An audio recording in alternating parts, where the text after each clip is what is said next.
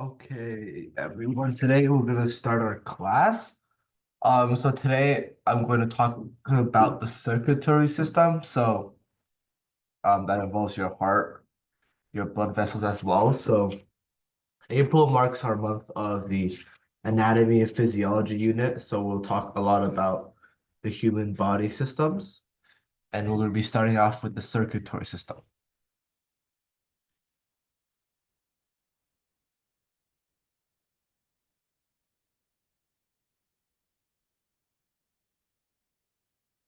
Okay, so yeah, the role of the heart, blood, and then the blood vessels. So there's just a little experiment. You guys probably know how to do this, but if you place your finger in between your thumb and your index finger, you'll be able to feel your pulse. Or if you could do it on your neck as well. And so if you count to 15, or it'll be really hard to count your beat and count 50 seconds, but if you set like a timer for 15 seconds and you count how much beats you have, and then you multiply that by 4, that's how much your heartbeat is in 1 minute. And so today we're going to be really exploring where does that pulse come from and how does that pulse help you live? Okay, so today you'll be able to name and describe the main parts of the human circulatory system, as well as describe the role of the heart, blood, and blood vessels. Okay, so what is the function of the human circulatory system? The function is to transfer blood, oxygen, and nutrients to the body. So it's essentially a way for the your body to get nutrients and get the oxygen that it needs to thrive. And the main parts include the heart, the blood vessels, and obviously the blood itself. So blood. We've all heard of blood, but blood is actually made of four main components. So first we have red blood cells. So they're the things that we are most commonly associated with blood. They're what makes blood red, and essentially they're what carries oxygen and also carries nutrients and wastes. And then we have white blood cells that are in the blood, and you guys might have heard of these, but these are to fight diseases and protect the body from infection.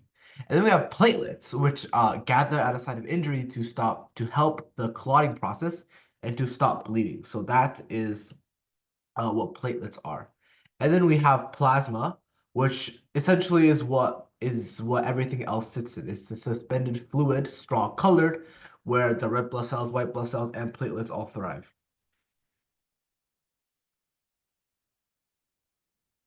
So when someone is taking a blood test, you guys might have had your parents do this, you guys might have done this as well. A small amount of blood is taken and then it's kept in a tube. And then to actually examine it closely, blood undergoes something called component separation. So one common method involves spinning it at a very high speed in a centrifuge. And what this allows the blood to do is once it's spinning at a very high speed, once it's spinning at a very high speed, the heavier molecules and the heavier items will sink to the bottom. So after it's spun at a high speed, we have the red blood cells at the bottom, and then we have white blood cells and platelets called the buffer, which is like this kind of white zone in the middle, and then at the top we have our plasma. And the way you attain blood is something called a venipuncture. So this is something you might learn about if you go into clinical laboratory or something like that. But essentially, it's where you insert a needle and you just draw blood, right? And so it's usually from the veins because deoxygenated blood it can be preserved a bit better than oxygenated blood. And also, you kind of see this blue band up here, and that's just called a tourniquet. So essentially, what it does is it kind of reduces blood flow, so it can help blood kind of like pile up, so it's easier to collect. And the centrifuge. So this is what I've been talking about. It spins the blood at very high speeds, or just any other solution in general. And so the overall process is that blood is collected in the tube. The tubes are balanced in the centrifuge, and they're spun at a very high speed for several minutes. I think for blood, it's usually like 50,000 RPM, which is rotations per minute, and they spin that for about 5 minutes, I think. And the layers will be separated based on density. And so after centrifusion, the blood is split into sections like we talked about. And this is very important to the circulatory system and also diagnosing disease because the blood components need to be in and about the correct ratio, right? So we need erythrocytes, which are red blood cells, to be about 45% of the blood. We need the buffy coat leukocytes and platelets to be about 1% of the blood or lower. And we need the plasma to account for about 55% of the blood. This is very important as it's not really talked about in the slideshow, but for example, if you have erythrocytes lower percentage, it's something called anemia, which means that there's a loss in red blood cells, which means your cells have less oxygen. And for example, if the buffy coat for the white blood cells, which are called leukocytes and platelets, are higher, maybe that can tell a physician or a doctor that maybe there's an infection with the body. That's why there's so much more white blood cells being produced. And the plasma is very important for maintaining blood pressure. You guys might have heard of blood pressure a lot, and that really has to do with how much liquid is in your blood as well. So next we'll be explore what erythrocytes are. So like I talked about, the red blood cells, they make up about 45% of your blood and they help transfer oxygen to your tissues and remove carbon dioxide. That's another very important role that's often overseen. Many people think red blood cells are only used to deliver oxygen, but they also to help remove carbon dioxide. So the purpose of RBC. So as it's like flowing through, this is what we call the capillary. Oxygen in the red blood cells are donated and nutrients. Though the nutrients aren't really inside of the red blood cells, they're just more in the plasma. So what happens is that the oxygen diffuses from the red blood cells into your body cells, and then the carbon dioxide that your body cell produces goes into the red blood cells, and they take that to waste. And you guys might be wondering why oxygen and why carbon dioxide. Well, it's because if you recall what cellular respiration does, is it needs oxygen to function, right? The final electron receptor in the electron transport chain, you guys could review this by just searching it up on Google right now. But the electron transport chain needs the molecule oxygen in the end, right? So that's our need for oxygen to be able to undergo the process of cellular respiration, which we talked about before is essential for producing energy and for all life. And then a byproduct of cellular respiration is carbon dioxide. And when carbon dioxide builds up in the blood, something interesting happens. So the carbon dioxide will react with the water molecules in the blood, and they will form something called bicarbonate. And then that will split into a hydrogen ion and some more bicarbonate. So essentially, you don't really know this, but essentially what carbon dioxide does at toxic levels or high levels is it reacts with water and it makes the blood more acidic. And so the body needs to get rid of carbon dioxide. And that's why we breathe in oxygen and breathe out carbon dioxide. So this is an RBC structure. So the top view looks like this, and the cross section looks like this. So RBCs are sort of concave, you could say. They have this sort of like dent in the middle. And also, RBCs are very interesting because they don't have a nucleus. Like we talked about, a lot of blood cells, sorry, not blood cells, a lot of cells have nucleuses, but red blood cells don't have nucleuses. And this is because red blood cells function doesn't really need nucleuses. And it's a kind of waste of energy and materials to have nucleuses in red blood cells because there's no point for them to have nucleuses, right? So they actually lose it when they're developing. And so what's in red blood cells? Well, it's something called hemoglobin. So hemoglobin is actually what carries the oxygen in the blood, right? And so in these red blood cells, there's a lot of hemoglobin. And essentially what hemoglobin consists of is hemoglobin is a protein. So these are all amino acid structures in proteins that are folded. And so here we have four main, you could say, blocks or chains of amino acids. That's beta 1, beta 2, alpha 1, and alpha 2. And all of these four come together to form hemoglobin. And what's inside these protein structures, and also just for you guys to know the name, globin is this pink stuff. So this is the protein, and the hemo is actually what's inside it. So this is the heme group, right? And inside each of these globin proteins, we have a heme group. And this is briefly the chemical structure of heme group. So what's inside is actually an iron atom surrounded by a couple nitrogen atoms and some other structures that are made of carbon and hydrogen and oxygen. And so what this allows it to do is this iron is very affinitive to oxygen. So this structure inside the red blood cells and the heme group inside the hemoglobin allow oxygen to bind to the iron atom. And this is actually very interesting because usually biological systems don't only have, if we recall from the chemistry, you only have the non-metals in their composture. But iron is a very interesting exception for that because all living things need iron, especially living beings that use blood. And so iron is actually a very interesting element that has been evolved and used for red blood cells. So this is how hemoglobin works. And I'll be exploring two main effects. So the Bohr effect and the Haldane effect. So the Bohr effect states that once one oxygen atom so once one oxygen atom binds to one of the heme groups, that triggers a conformational change in the structure of the hemoglobin so that the other globin groups kind of open up and they become more affinitive. That's the actual term, but you could think of it as more wanting of the oxygen. So once one oxygen atom binds, it triggers a change in the structure of hemoglobin so that it becomes more wanting to bind to more oxygen. Next, we have the Haldane effect.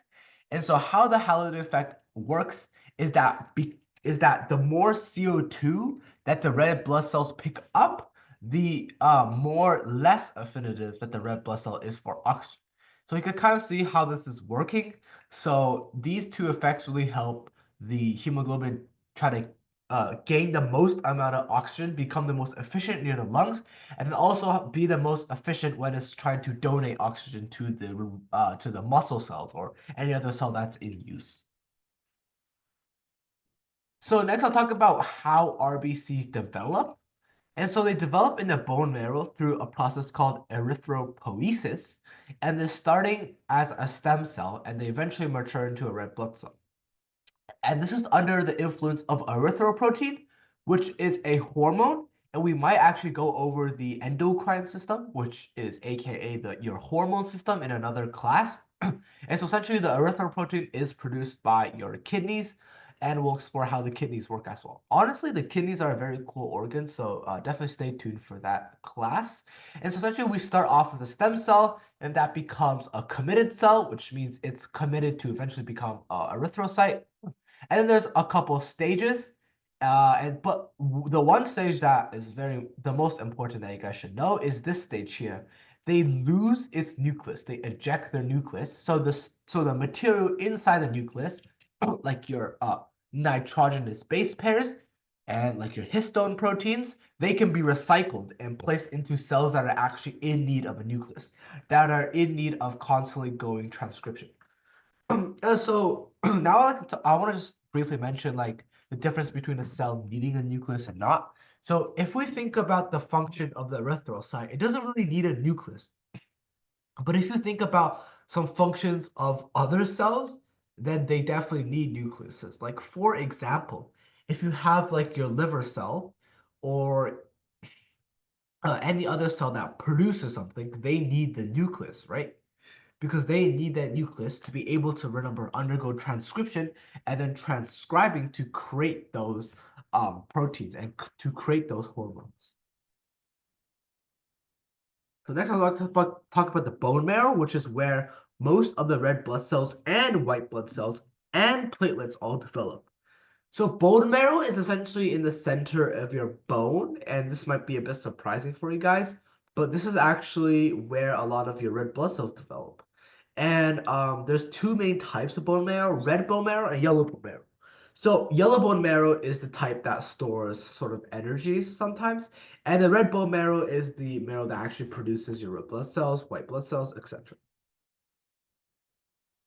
So first, I'd like to talk about the yellow bone marrow. So this is found in the central cavities of long bones.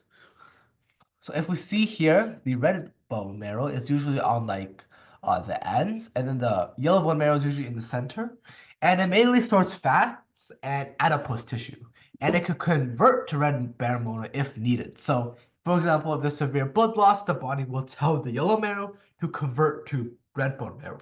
So the body is obviously fluctuating. It's not rigid. It's very flexible in terms of what it can do. So adipose tissue as a specialized connective tissue, and its entire sole purpose is to convert, not convert, is to store energy in the form of triglycerides. So this is here we have is a triglyceride, and a triglyceride is basically a fat, it's a lipid, and what it does is it provides energy to the cells. So we have this type of cell called adipose tissue. It's in your yellow bone marrow. It's also all over your other bodies parts like your stomach, your arms, etc. And this is essentially its sole purpose is to store this something called uh, triglycerides, which is energy for your cells. And I do want to make something clear. I talked about before about glucose, how that's the primary form of energy. That is true. Glucose is the most, you could sort of say the best source of energy. This fat, this triglyceride, its main purpose is split into kind of two sections. So glucose is mainly just for energy, it's stored in the liver, it's broken down, etc. But for triglycerides, they play two important roles. 50% of the time, or 50% of the role is to protecting you from your heat loss and to maintain heat, right? You want to be able to have you want to be able to keep your heat within you and not let it escape to the environment. So that's what adipose tissue does a lot. And also often your body does actually kind of run out of glucose or at least available glucose units. So the other 50% is where the triglycerides come in and they actually help your body replenish on that energy.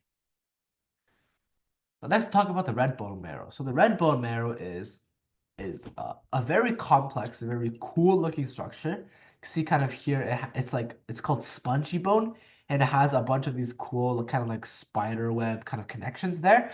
And it's essentially okay, this description is wrong, my bad. I think I forgot to change it, but essentially it's where a bunch of your red blood cells, you can see your white blood cells, etc. develop. And this is an actual picture of a red bone marrow, and you can see it's very complex and it's a very kind of thriving organism in there as well. It's a very thriving environment in there. There's a lot of activity going on. And yeah, so next talk about kind of like the development of red and yellow bone marrow. So they actually develop throughout your lifespan. So when you're young, like an infant, about 0 to 1 years old, your red blood cells are mainly red bone marrow, and that's because your body really needs that red blood cell production, right? But as you grow older, you can see much of that red bone marrow is converted to yellow bone marrow, as you don't need to replenish that much blood because you're not growing that much either, so your blood needs are definitely lower. This is the RBC life cycle. You don't really need to memorize too much, but essentially what happens is that red blood cells die, and then their globin, remember, that's the globin part of hemoglobin, is the protein, gets degraded into amino acids, and that's reused for protein synthesis. And then your heme group is split into something called Fe3+, which is your iron molecule. And then that is like kind of split apart from the rest of the molecule in that heme group. And then those are eventually transferred to the liver. That's then transferred back to the red bone marrow to develop more red blood cells.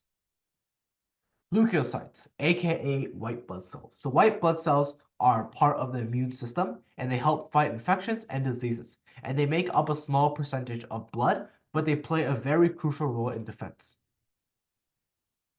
So here are the 5 main white blood cell types.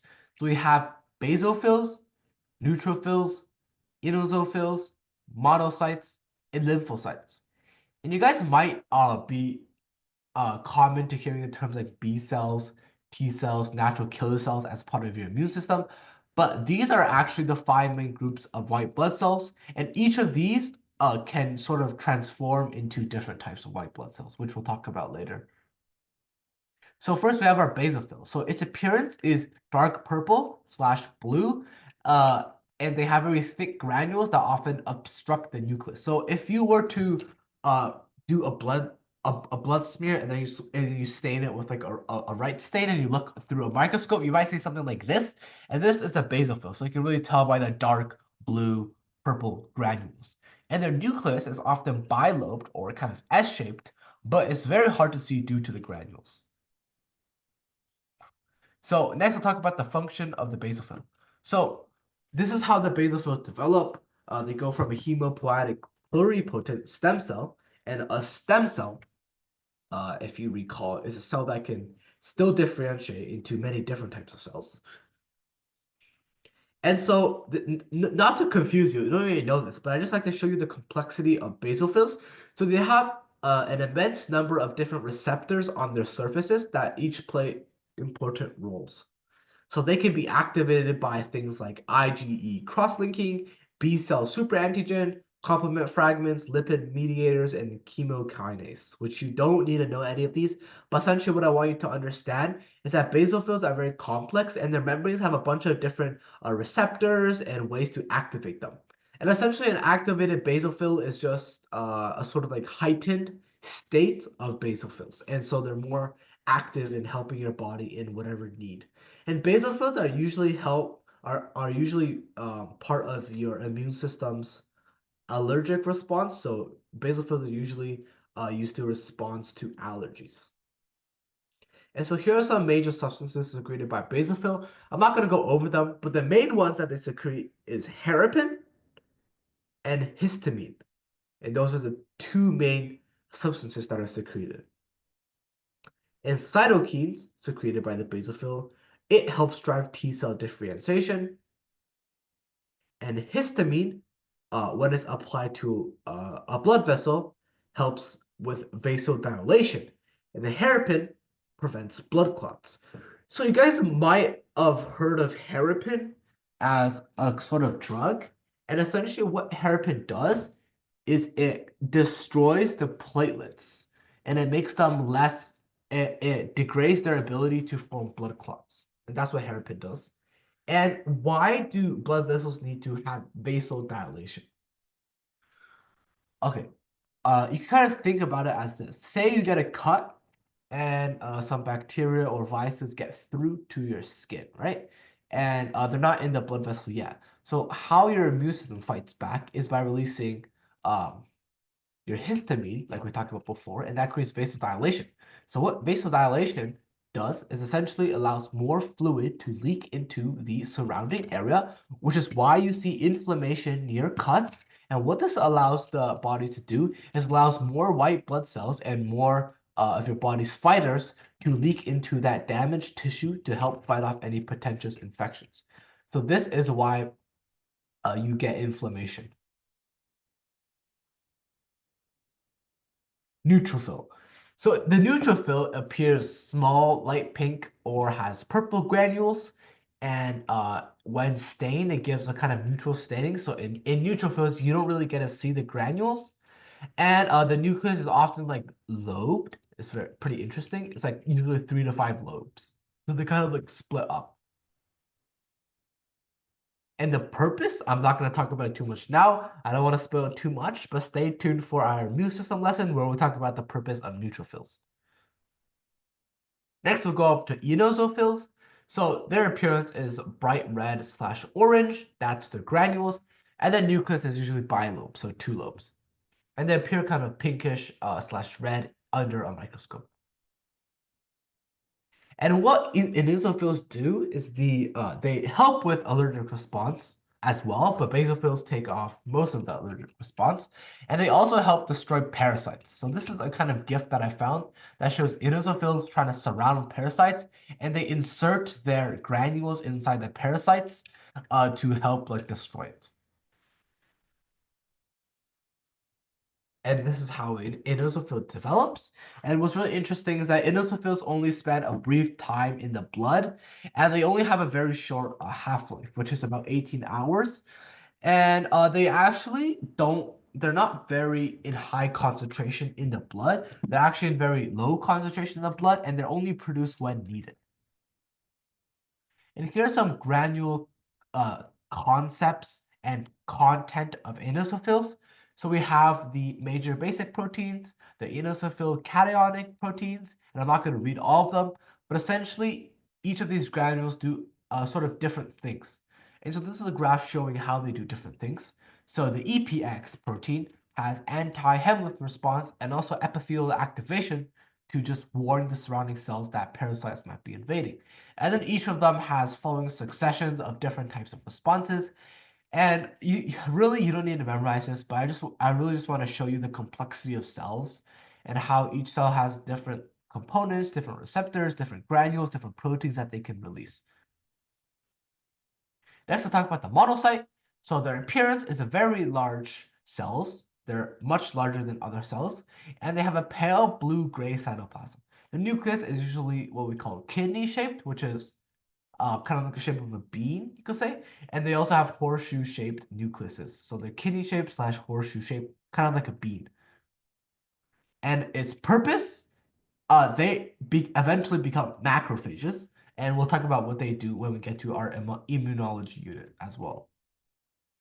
Next, we move on to lymphocytes, and their appearance is a very large round nucleus that takes up most of the cell, and there's very little cytoplasm visible. And the nucleus is round and dark. And the purpose, well, hint, hint, therefore the B cells and the T cells, and definitely stay tuned for the immunology lesson that we'll have at the end of April, I think, where we will talk about this. Okay, next we move on to the platelets. So this is our AKA blood clotting, our blood clotting cells. Well, platelets aren't technically cells, they're actually small cell fragments, and they help blood clots.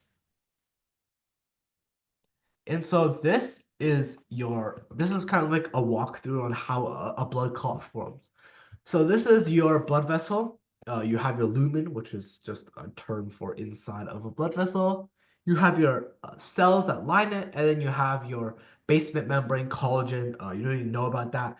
It's essentially just outside the blood vessel. And say you get a cut. So this area is damaged, and you have platelets that just pass by over time. And then what happens is they recognize that this place is damaged because the damaged cells actually release a hormone, which I won't talk about, but essentially that hormone kind of attracts platelets and they'll kind of pair up in this space. And in this space, the hormone also triggers a change in the structure of platelets. So they become bigger and they grow these kind of spiny projections that help them adhere to each other. And so this is just a more close-up version of that. So here we have exposed collagen molecule that produces hormones, and they produce something called von Willebrand factor. So that's actually the hormone. And then platelets that come by have receptors for this von Willebrand factor. And so what happens is that the platelets bind to the von Willebrand factors. And von Willebrand factors is actually a very common hematological disease, which occurs when people don't produce enough von Willebrand factors and they're just very prone to bleeding. And essentially, like we talked about, this von Willebrand factor, this binding triggers changes in increased surface area as well as these projections. And next, what happens is that these also start expressing fibrogen receptors. And fibrogen receptors do a lot of different things, and right now it's about to get very complex. So firstly, platelets have two main types of granules, dense granules and alpha granules. So alpha granules are released to help attract more von Willebrand factors and also help promote platelet-derived growth factor. So it just kind of amplifies the von Willebrand's effects. And the dense granules release something called adenosine diphosphate and thromboxanate, which just helps attract more red blood cells and also helps platelet activation. So we can see here that the platelets are starting to grow and they have more bonds, and eventually that's how a blood clot forms. The next we'll move on to talk about blood vessels. So your veins, your arteries, your major blood vessels, etc. And they're essentially the network of tubes that help carry blood throughout the body, including in the arteries, veins, and capillaries, like we talked about. So the artery. So this is essentially what an artery looks like.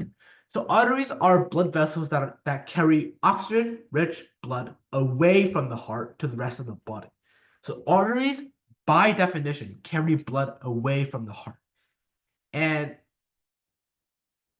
they have the thickest wall of all three types of blood vessels, which are arteries, veins, and capillaries. And this is because they need to withstand the high pressure created by the heart. So when the heart beats, it's essentially pushing blood throughout your body, and the arteries need to have these thick walls so they can withstand the blood pressure created by the heart. This sort of cross section of an artery. So here we have our smooth muscle layer and our inner layer and our outer layer.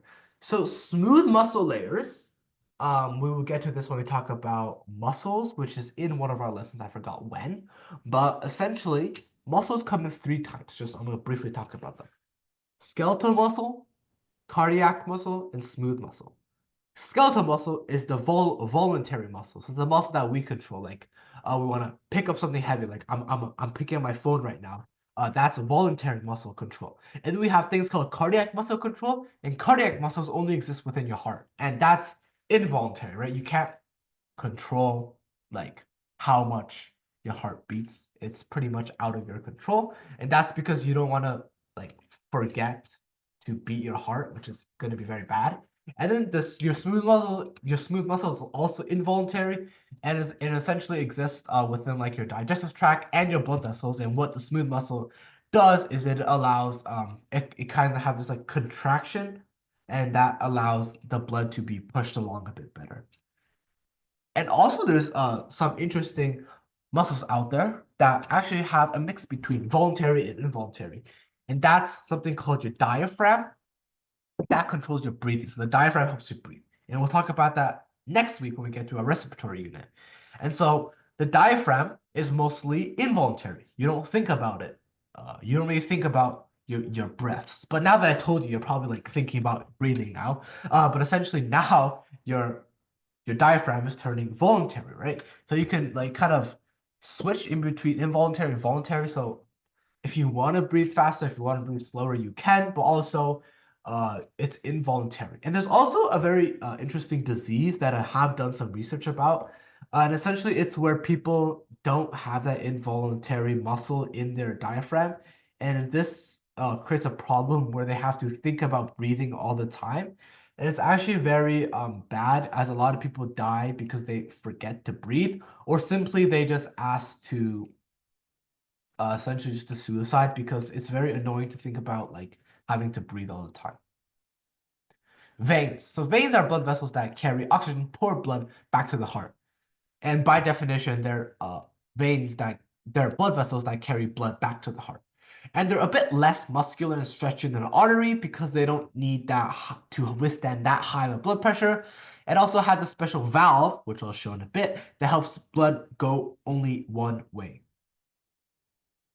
So we have our body. The heart pumps blood to your rest of your body, right? It pumps blood. So it's moving in 4 directions. The arteries don't need anything, right? They're just a smooth tube that can go there and go back. But the veins need to have valves. They need to withstand gravity. And so what these valves are do, you can kind of look at this is that once the blood pumps and the blood goes up, so these valves are actually very prominent in your legs because your legs are usually vertical when you're standing up, and it needs to beat the force of gravity, right? So what the body has done to help with this is to create these valves. So these valves, you can kind of see how they're structured, right? So as the blood gets pumped up, right, it gets pumped up back to your heart through your legs, the blood travels in the right direction. But as gravity kind of takes over and the heart is in between beats, you could say, the blood starts to fall down. But what happens is that they hit these kind of curves and the blood vessel shuts, right? So that prevents backflow of blood. Very interesting adaptation. And then finally we have our capillaries, and capillaries connect arteries to veins, right? So arteries and veins, they're not separate things, they're connected. And so essentially what happens is that an artery comes by, and then we have our capillaries, and then we have our veins go by. And it has a thinnest wall, and because capillaries are the place where the oxygen and sugars and the carbon dioxide and gas exchange occurs within the capillaries. And so this is what it looks like. Here we have an artery, and from the heart, say this is powering your calf muscle. Well, it comes down from the heart and it branches off. And it branches off into these things which we call arterioles. And these arterioles branch off into capillaries. And these capillaries, again, have thin walls. And what happens is that it allows gas exchange to occur. So gas is being exchanged over here. And then after that, when gas exchange has finished, it kind of leaves into the venules. And then that eventually connects to the vein, and that blood flows back to the heart. So capillaries are where all the oxygen exchange and stuff occur. Finally, we reach the heart. And sadly, it's not the heart shape that everyone's used to seeing. It kind of looks like this. And I will definitely go into how everything looks and works in the heart. So the heart acts as a pump to move blood around the body. You guys know this. And it has 4 main chambers. 2 arteria, which is on the top, split to the right and left, and then 2 ventricles, right and left. And just so you guys don't get confused, diagrams of heart are flipped, right? So the left side that you're probably facing your screen with is actually the right side. So if you turn over and you kind of like know where your heart is, then like the right side is the left side, and etc. So this is basically the flow of the heart and how it works. So essentially the body, like the veins, bring blood to the right atrium. That gets pumped into the right ventricle, and the right ventricle pumps the deoxygenated blood into the lungs, which get oxygenated, and then that gets pumped back into the left atrium, which gets pumped into the left ventricle and back into your body. Here's a diagram of the heart. So we have our main different organs and our blood vessels. So here we have the superior vena cava and the inferior vena cava. So these are the 2 main and the very large veins that are like over here, kind of above and below your heart, and they carry blood from the top, from your veins, and from the bottom. And then we have your aorta, which is you guys might have heard of the word aorta before, but it's your major artery. So it's this very big and very high pressure withstanding blood vessel that basically is when your left ventricle pumps the oxygenated blood. It goes through the aorta, and then it splits into multiple trunks to provide the body with the oxygen. And then we have the pulmonary artery and the pulmonary veins. Note that the pulmonary artery does not carry oxygenated blood. Remember the definition? By definition, arteries are blood vessels that carry blood away from the heart. So the pulmonary arteries are carry deoxygenated blood, but they're still arteries because by definition they carry blood away from the heart. And that's the opposite. The blood vessels that carry oxygenated blood from the lungs back to the heart is called the pulmonary veins. And we will not be learning about the lungs and how that works. That is for next week's class. So next I have a video, and I think a video is much better for you to understand kind of this blood flow, apart from me just explaining it, because it is a bit difficult. I'm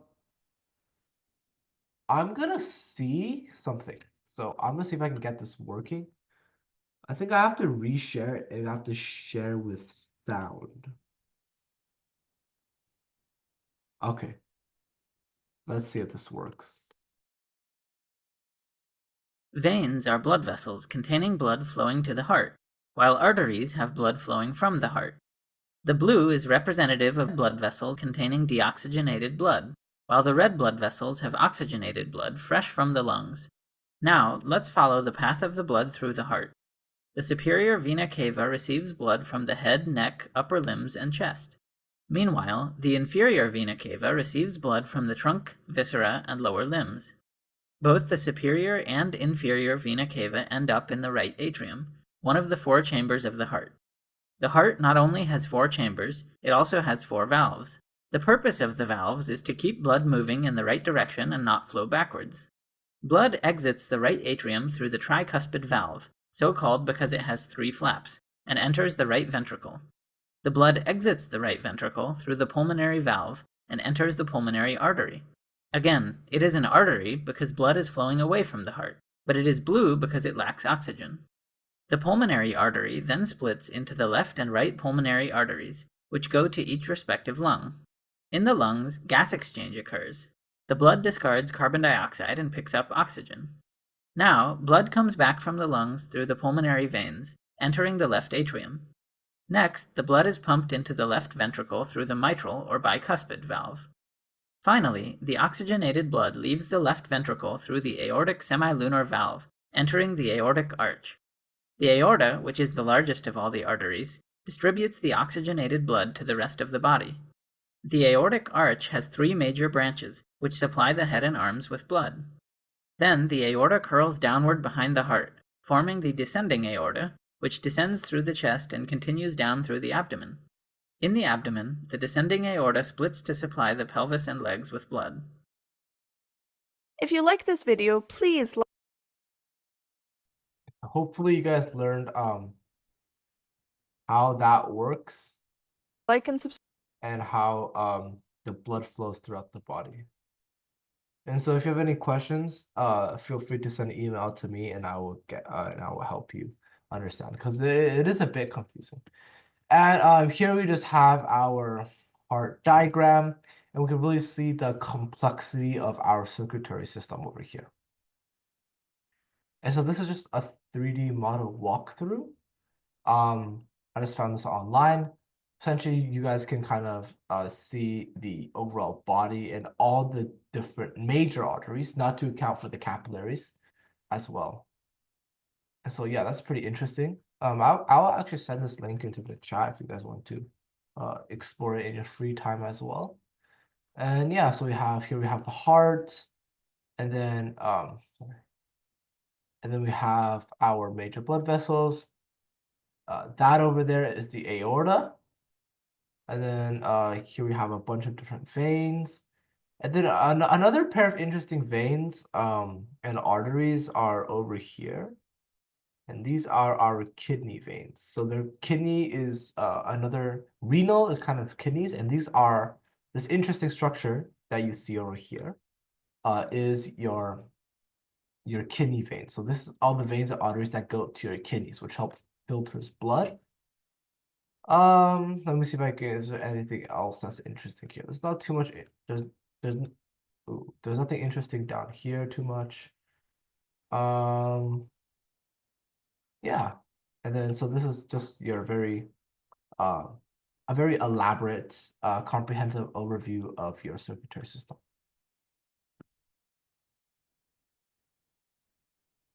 And so that is essentially all I have for today's lesson. Hope you guys learned something.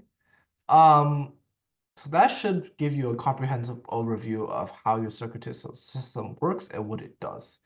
And so since we have some time left, I didn't necessarily get time to make a new booklet for this lesson.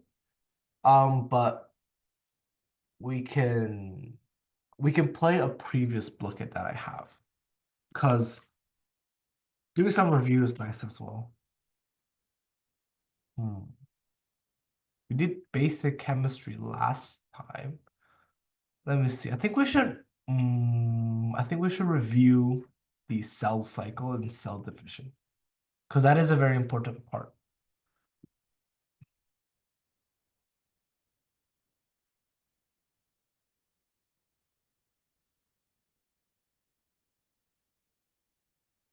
Okay, do you guys have any like game modes that you guys want to play or something? Just type it in the chat.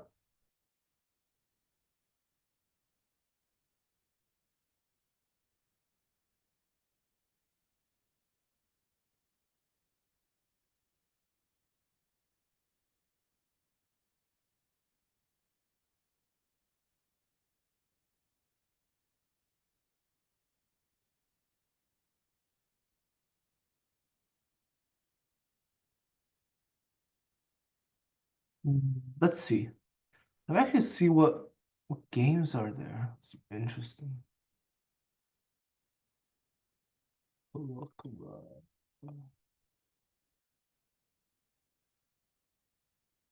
think we should just go with a Fishing Frenzy.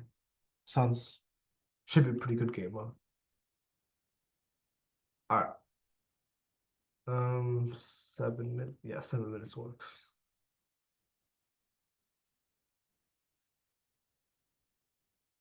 Okay. Here is the code to the Flipit. And so feel free to just join up. And again, this book is going to be about our cell division. So if we recall from our lesson, our cell division and our cell cycle. So remember our circuitry system that we learned today. And now we're going to go into review of like our processes of mitosis, if you guys remember, mitosis, meiosis, and the cell cycle.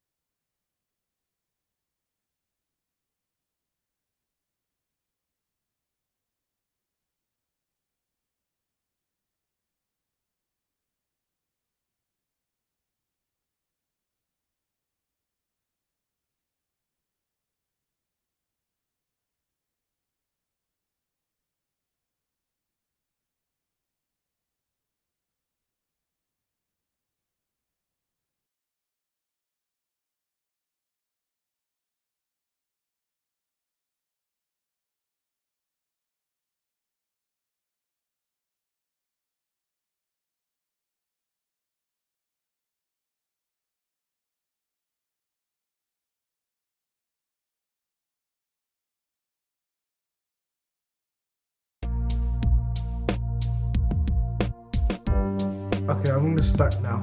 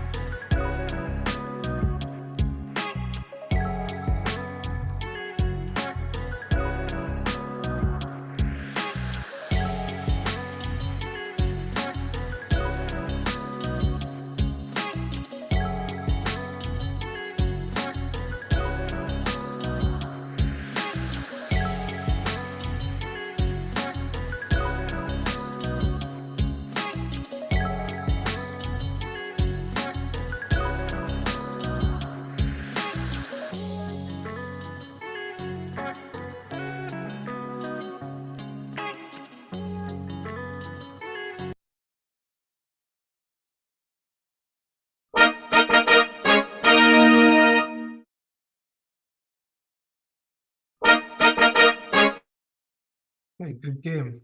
Um, it's almost 8.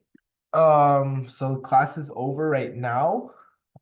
Next class, I think we're gonna be talking about our respiratory system, but I feel like that lesson might be short, so I might include some other things in there as well. So, yeah, I'll see you guys next week.